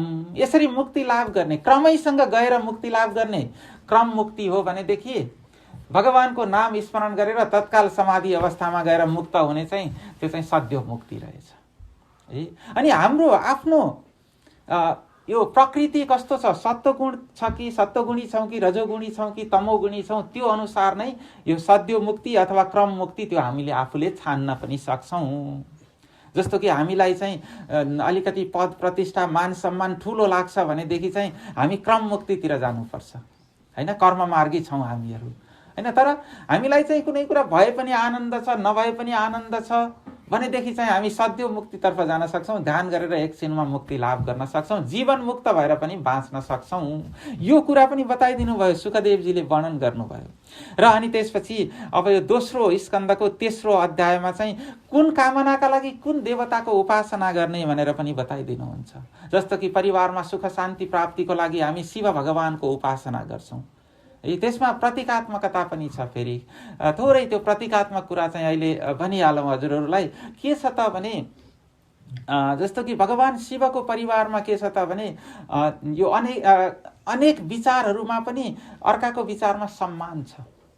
जस्तो कि भगवती पार्वतीको फेभरेट अथवा त्यो ऊ के हो त भने वाहन के हो त भने सिंह हो भगवती पार्वतीको। भगवान शिवको फेरि साँडे र सिंह अरू ठाउँमा मिलेर बस्छन् त बस्दैनन्, तर भगवानको घरमा चाहिँ मिलेर बसेको छन्। सबैको रुचि फरक फरक छ। भगवानले गहनाको रूपमा चाहिँ सर्प लगाउनुहुन्छ, भगवान गणेशले फेरि मुसाको सवारी गर्नुहुन्छ। अनि सर्प र मुसा पनि अरू ठाउँमा भए एकै ठाउँमा बस्छन् त, त्यहाँ चाहिँ सँगै एउटै टेबलमा बसेर ब्रेकफास्ट खान्छन् है उनीहरू। त्यसै कारणले गर्दा भगवान शिवको परिवार भनेको यस्तो आइडियल परिवार रहेछ कि हैन, आदर्श परिवार रहेछ। त्यसैले हामीले परिवारको कल्याणको लागि, परिवारमा सुख सन्तोष आनन्द प्राप्तिको लागि चाहिँ शिव भगवानको पूजा गर्छौँ। अनि त्यसपछि अब मुक्तिका लागि भगवान नारायणको, पुरुषोत्तम भगवानको उपासना गर्छौँ। त्यस्तै अरू कामनाहरूको लागि चाहिँ शक्ति प्राप्तिको लागि चाहिँ देवीको, अनि बुद्धि प्राप्तिको लागि सूर्यको, यसरी चाहिँ विभिन्न कामना अनुसार चाहिँ भगवानको उपासनाको कुरा बताइयो। त्यसपछि विराट स्वरूपको उत्पत्ति आदि कुराहरूको पनि वर्णन गरिएको छ। सबैभन्दा पहिला भगवान त एक हुनुहुन्थ्यो, एक भगवानमा चाहिँ एकोहम बहुश्याम। अब लीला गर्न मन लाग्यो भगवानलाई। भगवानले यो सृष्टि गर्नुभएको के होइन त भने हामीले काम गरेको जस्तो होइन है। जस्तो कि हामीले काम गर्नु पर्यो, यो बनाउनु पर्यो भनेदेखि हामीलाई के गर्नु पर्यो, खोजेर ल्याउनु पर्यो नि, कहाँबाट इँटा जुटाउनु पर्यो, के जुटाउनु पर्यो, अनि बल्ल हामीले तयार गऱ्यौँ होइन। अनि भगवानले पनि म यो पृथ्वी बनाउँछु भनेर ढुङ्गा माटो ल्याएर बनाउनु भएको हो त होइन। भगवानले त कसरी त भने सङ्कल्प मात्रले सृष्टि हुने कुरा हो। तर हामीले त्यस्तो सोच्दैनौँ नि होइन। हामीले जस्तै दुःख गर्नुपर्छ होला भगवानलाई पनि भन्छौँ। तर भगवानको त लीला मात्रै हो, यो खेल जस्तै हो। त्यो नै अद्वैत वेदान्तमा त्यही नै भनिएको छ कि यो अस्ति एउटा प्रश्न सोध्नु भएको थियो त्यहाँ छलफल गर्ने बेलामा, यो कसरी मिथ्या हो भनेर सोध्नु भएको थियो है। यस्तो सानो बच्चाहरूलाई चाहिँ हामी बीचमा लिएर गयौँ भनेदेखि यिनीहरू त्यहाँ घर बनाउँछन् नि होइन, घर बनाएर खेलेर बस्छन् होइन। उनीहरूको लागि त्यो के हो त भने लीला हो। अनि एकछिनपछि के हुन्छ त, त्यो बनाएर बसिन्जेलसम्म के हुन्छ, अर्कोले त्यसलाई भत्काइदियो भने झगडा गर्न पिट्न पनि जान्छन् नि उनीहरू। तर अब ल अब त सूर्यास्त भयो, अब घर जाने बेला भयो भनेर बाआमाले बोलाएपछि फेरि त्यो आफैले बनाएको त्यो घर हुन्छ नि, त्यो बालुवाको घर चाहिँ, त्यो बालुवाको घर चाहिँ भत्काए गरेर अनि त्यसपछि खुसी हुँदै जान्छन्। हामीले पनि यो संसारमा अब यहाँ आएपछि अब यसरी घर परिवार सबै बनाएको छौँ नि होइन, त्यसलाई त्यस्तै रूपमा लियौँ भनेदेखि, लीलाको रूपमा लियौँ भने, खेलको रूपमा लियौँ भनेदेखि, केटाकेटीको खेल जस्तै हो भनेर लियौँ भनेदेखि हामी मुक्त भएर बाँच्न सक्छौँ। कार्य त चल्दै रहने रहेछ नि होइन, कार्य त चलिराखेको हुन्छ, सबै कुरा भइराखेको हुन्छ, तर पनि हामी मुक्त नै हुन्छौँ। त्यस्तै भगवानले पनि, भगवानको लागि यो के हो त, खेल मात्रै हो, केही पनि होइन अरू कुरा भगवानको लागि। लीला भनेको चाहिँ भगवानको लागि खेल नै हो। भगवानमा आयो कि एको हम बहुश्यामः भन्ने इच्छा भएपछि चाहिँ नाभि कमलबाट ब्रह्माजी उत्पन्न भए। ब्रह्माजीले आफ्नो हृदयबाट तप गर्ने भन्ने यो वचन सुने। त्यसपछि उनले आफूलाई तपस्यामा लगाइदिए, मनलाई तपस्यामा लगाइदिए। अनि तपस्याबाट प्रसन्न भएर भगवानले चाहिँ आफ्नो लोक देखाउनु भयो। त्यस्तो लोक जहाँ न मायाको प्रभाव हुन्छ, न सत्व रज र तमो गुणको नै प्रभाव हुन्छ, त्योदेखि पनि परको लोक भगवानले देखाइदिनु भयो। अनि त्यसपछि चाहिँ भगवानले नै, नारायण पुरुषोत्तम भगवानले नै ब्रह्माजीलाई भागवत सुनाइदिनु भयो। त्यो भागवत चाहिँ 4वटा श्लोकको मात्रै छ है। त्यो 4वटा श्लोकको भागवत 10 लक्षणयुक्त भागवत सुनाइदिइसकेपछि त्यही भागवत भगवानले यता ब्रह्माजीले नारदलाई सुनाउनु भयो र त्यसपछि नारदले चाहिँ व्यासजीलाई सुनाउनु भयो। हिजो यो चर्चा भइसक्यो नि होइन, मैले भनिसकेँ। यो चाहिँ नारदले व्यासजीलाई त्यो चतुश्लोकी भागवत सुनाइदिनु भयो। अनि व्यासजीले चतुश्लोकी भागवत सुनिसकेपछि यो पुराण के अरे भागवत पुराणको रचना गर्नुभयो है। 12 स्कन्धयुक्त भागवत पुराणको 18,000 श्लोकको भागवतको रचना गरेर अनि त्यो व्यासजीले कसलाई पढाउनु भयो? अब सुखदेवजीलाई पढाउनु भयो। सुखदेवजी व्यासजीका छोरा थिए नि, छोरालाई परीक्षा दिन लगाएर अनि बल्ल पढाउनु भएको छ होइन। योग्यलाई मात्रै पढाउनु पर्यो नि फेरि होइन। अब यसरी व्यासजीले सुखदेवजीलाई सुनाएको कथा प्रसङ्ग सुखदेवजीले कसलाई सुनाउँदै हुनुहुन्छ? राजा परीक्षितलाई। त्यही कथा नै हामीले यहाँ चर्चा गर्दैछौँ है। अनि त्यसपछि अब भगवानको स्थूल रूपमा मैले चर्चा गरिहालेँ। पृथ्वी जल तेज वायु आकाश यो पञ्चतत्त्वले बनेको सारा भौतिक रूप नै स्थूल रूप हो भनेदेखि अब यसलाई अलिकति त्यो स्थूल हामीले दृश्य वस्तुमा त्यसरी देख्छौँ भनेदेखि अहङ्कार महत्तत्व र प्रकृतिले पनि युक्त गरेर 8 आवरण युक्त भनेर भनिएको छ है त्यसलाई। अनि सूक्ष्म रूप भनेको चाहिँ त्यो 8वटा आवरण भन्दा परको आदि मध्य र अन्त्य रही। किनभने भगवानको सुरुवात पनि छैन, भगवान त नित्य हुनुहुन्छ, त्यो हुँदाखेरि भगवानको सुरुवात पनि छैन अनि मध्य भन्ने कुरा पनि भएन अन्त्य नभइसकेपछि। र त्यस्तो नित्य भगवत स्वरूपलाई चाहिँ के भनिएको छ त भने सूक्ष्म रूप भनेर भनिएको छ। यस्ता सूक्ष्म रूप भगवान पुरुषोत्तमको हामीले यहाँ कथा प्रसङ्ग सुन्दै गरेका छौँ। हामी सबैको हृदयमा चाहिँ उहाँ पुरुषोत्तम भगवानको नै वास रहेको छ। बोलौँ श्री पुरुषोत्तम भगवानको जय। अब यो 2य स्कन्धसम्मका कथा हजुरहरूलाई यहाँ अहिले मैले वर्णन गरेँ। अब त्यसपछि 3य स्कन्ध। अब यसपछि के हुन्छ त भने तीर्थयात्रामा विदुर चाहिँ पछि फेरि के गर्छन् त भने अब उद्धवसँग भेट गर्नको लागि जान्छन् तीर्थयात्रामा। त्यो चाहिँ सरस्वतीको तट हुँदै यमुना तटमा आएर बल्ल उद्धवसँग भेट भएको रहेछ है। अनि उद्धवसँग त्यसरी भेट भइसकेपछि विदुरले उद्धवसँग कुरा गर्छन् कि भगवानको बाल लीलाहरूको कुरा गर्छन्, अनि त्यसपछि भगवानको अरू बाँकी लीलाहरू चाहिँ उद्धवबाट सुन्न चाहन्छन् उनले। अनि उद्धवबाट उनले सुन्छन्। भगवानले पनि यता यदुवंशको नाश गर्नुभन्दा अगाडि चाहिँ उद्धवलाई भन्नुभएको थियो कि तिमीले विदुरलाई चाहिँ मैत्रेय ऋषिकोमा गएर यो कथा सुन्ने भनेर भनिदेऊ है भनेर भन्नुभएको थियो, विशेष स्मरण गर्नुभएको थियो। त्यो कुरा उद्धवले विदुरलाई पनि बताइदिन्छन्। अब यो उद्धव र विदुरको संवादबाट सकिसकेपछि चाहिँ मैत्रेयलाई भेटेर सृष्टि वर्णन सोद्धछन्। अब उनले विदुरले सोध्छन्, अब किनभने उद्धवले मैत्रेयलाई भेट्ने भनिसकेपछि विदुर गएर मैत्रेयलाई भेट्छन् अनि उनले सृष्टि वर्णन गर्छन्। अब पहिला त को सृष्टि भएछन् त भने भगवानको नाभि कमलबाट ब्रह्माजी, अनि ब्रह्माजीबाट मानस सृष्टि हुन्छन्। अब 4वटा ऋषिहरू सनक आदि, सनक, सनन्दन, सनातन, सनत कुमार, यिनीहरू 4वटा छोरा जन्माइसकेपछि मानस सृष्टि गरिसकेपछि ल तिमीहरूको चाहिँ अब विवाह गर्नुपर्छ, विवाह गरेर चाहिँ तिमीहरूले सृष्टि प्रक्रिया अगाडि बढाउनुपर्छ भनेर भन्नुभयो ब्रह्माजीले। तर उनीहरूले के भने होइन, हामी त विवाह गर्दैनौँ, हामी त भगवानको ध्यान गरेर बस्छौँ भनेर भन्छन्। यत्रै 5 वर्षको छन् फेरि, होइन। अनि त्यसपछि ब्रह्माजीलाई त फेरि के थियो त भने उनको विचार त छोराहरूले विवाह गरून् भन्ने थियो, जस्तो हामी सबैको हुन्छ, होइन। छोराहरूको विवाह होस्, परिवार बनोस् भन्ने हुन्छ। अनि तिमीहरू मैले भनेको नमान्ने, त्यसो भनेदेखि तिमीहरू जहिल्यै पनि यत्रै 5 वर्षका रहू, अब त्यहाँभन्दा ठुलै नभऊ भनेर भनिदिए क्या उनले, श्राप दिए। हेर्नुहोस् है। अनि ब्रह्माजीले श्राप दिएका त उनीहरूको लागि के भयो, त्यो त वरदान भयो, किनभने सधैँ 5 वर्षको भएपछि त सधैँ खेल्न पाइयो नि, भगवानको लीला गान गर्यो, खेल्यो, बस्यो। अनि त्यसपछि अब यता छोराहरूले भनेको नमानेको कारणले गर्दा ब्रह्माजी एकदम क्रोधमा थिए। त्यति बेला अरू सृष्टि पनि गरे, छोराहरूलाई श्राप त दिए, होइन। अनि क्रोधमा भएका ब्रह्माजीले अरू सृष्टि गर्दाखेरि चाहिँ रुद्र र रुद्रिणीहरू सृष्टि भएछन्। रुद्र भनेको के भने एकदमै क्रोधी, रिसाएको बेलामा सृष्टि गरेको कारणले गर्दा त्यस्तै रिसयुक्त रुद्र रुद्रिणीहरू सृष्टि भए है।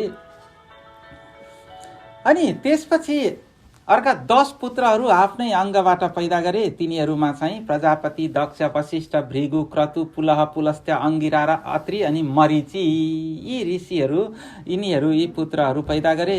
फेरि छायाबाट चाहिँ कर्दम र बाघबाट सरस्वती पनि उत्पन्न गरे है। अनि त्यसपछि यी ऋषिहरू पनि धेरै जसो के गरे त भने भगवानकै ध्यान गरेर बस्ने भए। उनले अपेक्षा गरे अनुसार सृष्टि अगाडि बढेन। त्यो भएको हुँदा चाहिँ उनले के गरे त भने अब आफ्नो शरीरलाई 2 भाग बनाए। 2 भाग बनाए, एउटा भागलाई स्त्री, एउटा भागलाई पुरुष बनाए भन्ने प्रसङ्ग पाइन्छ। यो प्रतीकात्मक छ यो कुरा पनि। हाम्रो उसमा के छ त भने हाम्रो परम्परामा भगवान शिवको चाहिँ अर्धनारीश्वर पूजा गर्ने परम्परा छ नि। हामी प्रत्येक मनुष्य, पुरुष भए पनि महिला भए पनि त्यहाँ महिला र पुरुष दुवैको भाव छ, किनभने शरीर पनि दुवैजनाबाट आएको छ नि, पिता र माताबाट आएको छ, होइन। अनि हामी शारीरिक रूपमा एकजना पुरुष अथवा एकजना महिला देखे पनि त्यहाँ कति कुराहरूमा चाहिँ पुरुषको जस्तो वीर्यता पनि छ, महिलाको जस्तो प्रेम पनि छ, किनभने महिलाले यो सृष्टि अथवा बच्चा जन्माउने आदि कार्यहरू गर्ने भएको हुँदा स्वाभाविक रूपमा वात्सल्य प्रेम हुन्छ त्यहाँ, होइन। अनि त्यसपछि अब पिताले पालन गर्नका लागि चाहिँ अब बाहिर गएर कमाउने आदि कार्य गर्ने हुँदाखेरि चाहिँ त्यहाँ के हुन्छ त भने फेरि अलिकति सुरता पनि चाहिने हुन्छ। अथवा यो गुण फरक छ। अहिलेको फेमिनिस्टहरूले फेमिनाइन क्वालिटी र मस्कुलाइन क्वालिटी भन्छन् नि, होइन। दुईटै हुन्छ प्रत्येक मानिसमा, फेमिनाइन पनि हुन्छ, मस्कुलाइन पनि हुन्छ। त्यो मिश्रित रूप भनेको के हो त भने ब्रह्माजीले आफ्नो शरीरलाई 2 भागमा भनेको चाहिँ हामीमा सबैमा त्यो 2 भाग छ। अनि त्यसपछि बल्ल त्यो 2टा पुरुष र स्त्री तयार गरिसकेपछि अनि यसरी पुरुष स्त्रीको सृष्टि सुरु भयो भनेर बताइदिनु भयो। विदुरलाई मैत्रेयजीले सुनाउनु भएको कथा प्रसङ्ग सुखदेवजीले परीक्षितलाई सुनाउँदै हुनुहुन्छ, त्यही नै मैले यहाँ हजुरहरूलाई सुनाउँदैछु है। अनि त्यसपछि 5वटा सन्तान भए। त्यसपछि चाहिँ प्रियव्रत, तिनीहरू 2 जनाको नाम थियो स्वयम्भुव मनु र शतरूपा। अनि स्वयम्भुव र शतरूपाको 5 सन्तानहरू भए, प्रियव्रत र उत्तानपाद, अनि त्यसपछि आकुति, देवहुति र प्रसूति। अनि त्यसपछि उनीहरूको विवाह उता ती पहिला मानस सृष्टि गरेका ऋषिहरू थिए, रुचि, कर्दम र दक्ष प्रजापतिको साथमा भयो उनीहरूको विवाह र त्यसपछि उनीहरूबाट नै यो अगाडिको सृष्टि भयो भनेर बताउनुहुन्छ। रुचि र आकुतिबाट यज्ञ र दक्षिणा नाम गरेका सन्ततिहरू जन्मे। त्यस्तै कर्दम र देवहुतिबाट अनसुया आदि 9 कन्या जन्मेका छन् र कपिल मुनिको पनि जन्म भएको छ। त्यस्तै दक्ष र प्रसूतिबाट चाहिँ 24 छोरीहरू जन्मे। अनि दक्ष प्रजापतिकी जेठी छोरीको नाम को थियो, के थियो? सतीदेवी। यो सतीदेवीको प्रसङ्ग त हजुरहरूले सुनिराख्नु भएको पनि छ। सती भगवतीको विवाह चाहिँ भगवान शिवसँग भयो। अनि भगवान शिवसँग विवाह भएपछि यता पिता दक्षले चाहिँ भगवान शिवसँग एकदमै वैरभाव राख्थे। अनि वैरभाव राख्ने कारणले गर्दा यज्ञ गरे तर बोलाएनन्। त्यसरी रिस राग युक्त तरिकाले यज्ञ गरेको कारणले गर्दा उनको यज्ञ सफल भएन। सतीदेवी के गर्नुभयो त भने म त जान्छु भनेर भन्नुभयो अनि म त जान्छु भनिसकेपछि भगवानले सम्झाउनु भएको थियो, कुरै बुझ्नु भएन। अनि नबुझेपछि चाहिँ नबुझेर जान खोज्नु भयो उहाँ अनि म माइतमा पूजा हुँदा चाहिँ के भनेको रहेछ त भने अब बिर्सेर नबोलाएको भएदेखि ढुक्कसँग जान सकियो नबोलाए पनि, तर बोलाउँदिन भनेर नबोलाएको ठाउँमा चाहिँ पूजा भए पनि नजाने रे के बिर्सेर बोलाएको भए जाने, तर बोलाउँदिन भनेर नबोलाएकोमा चाहिँ नजाने भनिँदो रहेछ। अनि किन त भने त्यहाँ विघ्न भयो नि। अब भगवान शिवको अपमान गरे, त्यो सहन नसकेपछि योगाग्निद्वारा भगवतीले आफ्नो शरीर त्याग गरिदिनु भयो। योगाग्निद्वारा उहाँले आफ्नो प्राण त्याग गरिसकेपछि अर्को जन्ममा हिमालय पर्वतकी पुत्री पार्वती भएर उहाँले जन्म लिनुभएको छ। अनि त्यसपछि उता भगवानको गणहरू आएर दक्षको यज्ञ नष्ट गरिदिए। अनि दक्षलाई पनि के गरिदिए त भने मारिदिए। अनि तर पछि त्यहीँ एउटा पशुको टाउको, किनभने जसले भगवानलाई दुर्वचन बोल्छ, जससँग त्यो श्रद्धा भक्ति छैन अथवा जसले त्यसरी दुर्बुद्धि युक्त विचार राख्छ भनेदेखि त्यो पशु नै हो भनेर पशुको टाउको जोडेर बचाइदिए। र अनि त्यसपछि यता शिव र पार्वती फेरि विवाह हुन्छ। शिव र पार्वतीलाई के भनिन्छ त भने भवानी शङ्करौ वन्दे श्रद्धा विश्वास रूपिणौ याभ्याम बिना न पश्यन्ति सिद्धा स्वान्तस्तमीश्वरम। भगवती पार्वती श्रद्धा रूप हुनुहुन्छ भने भगवान चाहिँ विश्वास रूप हुनुहुन्छ। यसरी श्रद्धा र विश्वास रूप भगवानी शङ्करलाई सिद्धहरूले कसरी देख्छन् त भने बाहिर दर्शन गर्न खोज्दैनन् कि अन्तस्थम ईश्वरम, अन्तस्थ आफ्नो अन्तर्हृदयमा उनीहरूले देख्छन्, अनुभव गर्छन्। हामीले पनि भगवानको र भगवतीको यसरी नै भित्र अन्तस्थमा रहेका भगवानलाई देख्नुपर्छ देख्न सक्छौँ हामीले ध्यान गरेर चाहिँ। र जहाँ श्रद्धा हुन्छ त्यहाँ के हुन्छ त भने त्यही विश्वास हुन्छ। श्रद्धा छैन भनेदेखि विश्वास आउँदैन त्यत्तिकै। श्रद्धा भएपछि विश्वास आउँछ। अनि जहाँ श्रद्धा र विश्वास हुन्छ त्यहाँ के हुन्छ त भने पुरुषार्थ र विवेकको जन्म हुन्छ। भगवान शिव र पार्वतीको पहिलो छोराको नाम के हो? कुमार। अनि त्यसपछि दोस्रो छोराको नाम के हो? गणेश। दुईटा पुरुषार्थ र विवेकको प्रतीक हुनुहुन्छ।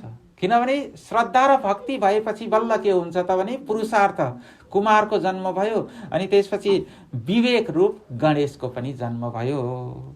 अनि यो जब सबै एकै ठाउँमा हुन्छ नि, श्रद्धा विश्वास पुरुषार्थ विवेक, यो चारवटा उहाँहरू परिवारको रूपमा एकै ठाउँमा हुनुहुन्छ नि, त्यो भइसकेपछि बल्ल के हुन्छ त भने समता हुन्छ। उहाँहरूको परिवारमा समता छ, जुन मैले अघि हजुरहरूलाई भनेको थिएँ हैन। अहिले आजकल के सुनिन्छ त भने सानो कुरामा दुईजना मानिसको एउटै परिवारकै सदस्य भए पनि ठुला ठुला विवादहरू भएको सुनिन्छ नि। अब भगवानको उसमा चाहिँ त्यस्तो विभिन्नता छ तर पनि मिलेर बस्नु भएको छ हैन। एक आपसमा हामीले यसो हेर्यौँ भनेदेखि त्यस्तो परिवार चाहिँ मिलेर बस्नै सक्नु नपर्ने हो हैन, तर मिलेर बस्नु भएको छ। त्यही नै हाम्रो लागि आदर्श हो। हामीले त्यो कुरा चाहिँ भगवानको परिवारबाट लिन सक्छौँ र लिनु पर्दछ पनि। अरूप्रति आदर भाव, त्यसले नै के हुन्छ त भने अरूको विचारप्रति आदर भाव भएपछि सामञ्जस्यता हुन्छ परिवारमा। अब त्यसपछि यता मरीचिका छोरा कश्यपले दक्षकी 13 कन्यासँग विवाह गरेका छन् है। र कश्यप र अदितिबाट यो धेरै सृष्टि अगाडि बढेको छ। त्यसै कारणले गर्दा यो सारा सृष्टि उनीहरूकोबाटै चलेको भनिन्छ। अहिले कसैको गोत्र थाहा भएन भने कश्यप गोत्र भनेपछि त्यहाँ आइहाल्छ, किनभने उहाँहरूबाटै यो मुख्य सृष्टि प्रारम्भ अगाडि बढेको कारणले गर्दा। कश्यप र अदितिबाट वामन, इन्द्र, द्वादश आदित्य, वरुण, सूर्य, अग्नि आदि देवताहरू, अनि कद्रुबाट गरुडहरू जन्मे, विनताबाट सर्प र नागहरू जन्मेको छन्, अनि दितिबाट हिरण्याक्ष, हिरण्यकशिपु र होलिका यिनीहरू जन्मेका छन्। यसरी सृष्टि अगाडि बढेको छ अब है। अनि ब्रह्माजीको नासिकाबाट के गर्नुभएको छ त भने आएर भगवानले हिरण्याक्षलाई मार्नु परेको छ। फेरि हिरण्याक्षको कथा, किनभने हिरण्याक्षले त्यति बेला वेदलाई र पृथ्वीलाई हरण गरेर लगेर चाहिँ समुद्र मुनि लुकाइदिएको कारणले गर्दा अब त्यो वेदको रक्षाको लागि र पृथ्वीको उद्धारको लागि भगवान आउनुहुन्छ, वराह रूप लिएर आउनुहुन्छ। बोलौं श्री वराह भगवानको। अनि त्यसपछि हिरण्याक्षलाई यसरी भगवानले वध गरेपछि चाहिँ हिरण्यकशिपुले के गर्छ त भने भगवानसँग बदला लिन्छु भन्छ। अनि भन्छन् र ब्रह्माजीको तप गरेर वरदान पाएपछि चाहिँ आसुरी राज्य चलाएको छन् उनले है। अनि हिरण्यकशिपु र कयाधु पुत्र चाहिँ प्रह्लाद भएर जन्मेको छन्, भक्त प्रह्लाद। अनि उनकै रक्षाको लागि र उनलाई नै कृतकृत्य गर्नको लागि चाहिँ भगवानले नृसिंह अवतार धारण गर्नुभएको छ। यो सम्मको कथा चाहिँ नृसिंह अवतार सम्मको कथा हामीले अहिले चर्चा गर्यौं। नारायण हरि हरि बोलौं श्री नृसिंह भगवानको। ल अब यसपछि फेरि पृथ्वी आदि तत्त्वको सृष्टिको कुरा पनि अलिकति यहाँ वर्णन गरिन्छ। यो अचिन्त्य दैवबाट चाहिँ के आउँछ त भने प्रधान, त्यसपछि प्रधान तत्त्वबाट महत तत्त्व, त्यसबाट सत्व, रज र तम गुण त्रयात्मक चाहिँ अहङ्कारको सृष्टि हुन्छ। त्यसबाट चाहिँ पञ्चमहाभूतको सृष्टि हुने रहेछ बल्ल है। र ती सबैबाट एउटा अण्ड तयार भयो भनिएको छ। जस्तो अण्ड भनेको पिण्डाकार भनौँ न होइन।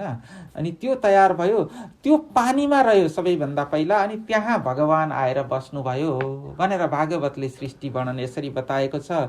अनि त्यहाँ यता भगवान चाहिँ के हुनुहुन्थ्यो त भने शेषशायी भगवानबाट चाहिँ नाभि कमल उत्पन्न भयो र त्यहाँबाट ब्रह्मा उत्पन्न भए। तिनै ब्रह्माले चाहिँ यो देवताहरू, यक्ष, राक्षसहरू, गन्धर्वहरू, विद्याधरहरू, पिशाचहरू सबैको उत्पत्ति गरे। अनि अदृश्य रूपले चाहिँ पितृहरू र साध्यगणको पनि सृष्टि गरेका छन् है। र अब यतातिर महर्षि कर्दमले भगवानको तपस्या गरेर वरदान पनि प्राप्त गरेको छन्। अनि महर्षि कर्दमलाई चाहिँ भगवानले विवाह गर्नका लागि भन्नुभएको छ है। भगवानले तिमीले विवाह गर भनेर, उनी चाहिँ विवाह गर्दिन भनेको थिए, तर म नै तिम्रो पुत्रको रूपमा आउने छु भनेर कर्दमलाई विवाह गर्नका लागि भगवानले भन्नुभयो। अनि स्वयम्भू मनुले आफ्नी देवहुति नाम गरेकी कन्या कर्दमलाई प्रदान गर्नका लागि आउँछन् अब है। हामीले यही देवहुति र कर्दमको विवाहसम्मको कथा प्रसङ्ग हजुरहरूलाई अहिले सुनाएँ। हजुरहरूले ध्यान दिएर सुनिदिनु भयो, त्यसको लागि एकदमै धन्यवाद। र भगवानले हामीलाई यो भगवानको कथामा मन लागिराखोस् र मन एकाग्र भइरहोस् भनेर मैले कामना गर्दै अहिलेको प्रसङ्ग यही नै समाप्त गर्छु। नारायण हरि हरि। भन्नु श्रीमद् भागवत महापुराण पुरुषोत्तम भगवानको, वेदव्यास मुनिको, सुखदेव स्वामीको, देवादिदेव महादेव भगवानको, उमा सहित महेश्वर भगवानको, वरुण देवताको, सम्पूर्ण 33 कोटि देवताको, पृथ्वी माताको, गौ माताको, श्रीमद् भागवत महापुराण तृतीय स्कंदको। ओम श्री विष्णवे नमः।